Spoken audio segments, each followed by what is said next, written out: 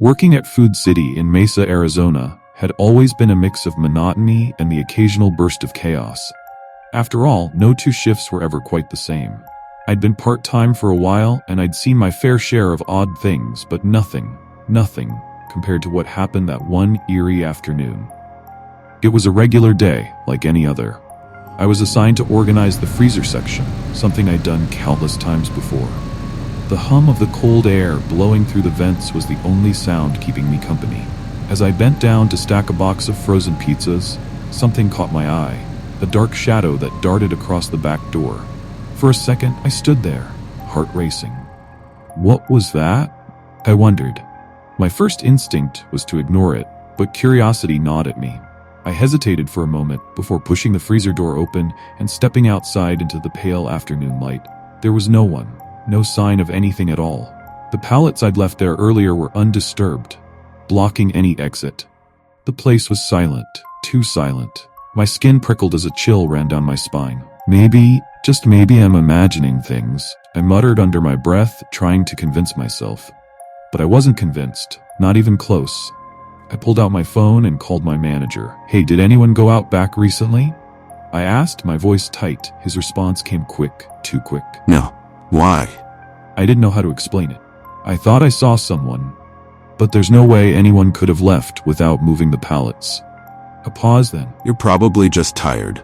Let's wrap up soon. I hung up, but that uneasy feeling clung to me for the rest of the shift. Closing time was approaching, and the store had mostly emptied.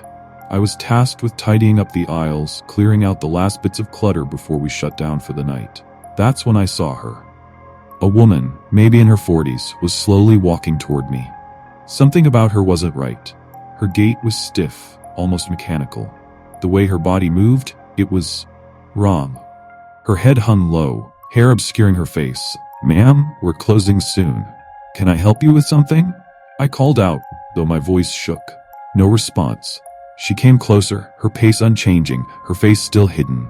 Just as she was about to reach me, she made a sudden sharp turn and vanished between the shelves. My heart dropped into my stomach. I rushed to the spot where she disappeared, but the aisle was empty, completely deserted. My pulse pounded in my ears, and panic rose in my throat. I need to get out of here, I thought, my body rigid with fear.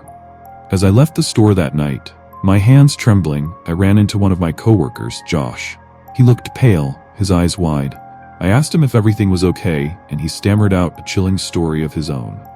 "I was upstairs checking the stereo system," he said, his voice low. "and I saw a little girl. My heart skipped a beat. A little girl? Yeah, sitting on top of the stereo, He continued. just sitting there watching me. Josh paused, his breathing shallow. I didn't wait to see what happened next. I bolted. I haven't gone back up there since." We both left that night, spooked beyond words. Neither of us could explain what had happened, but we both knew that something was off, terribly off. Whatever was haunting Food City that day, it wasn't anything we could understand. But one thing was clear. None of us wanted to be alone in that store after dark ever again. As I stepped out into the cool night air, I glanced back at the store, its fluorescent lights flickering against the darkness. What secrets lay hidden within those walls? What else was lurking, just beyond our sight? I don't think I'll ever know, and honestly, I'm not sure I want to. Stories may end, but the fear remains. Subscribe to uncover more secrets hidden in the darkness. Until we meet again in the world of nightmarish shadows.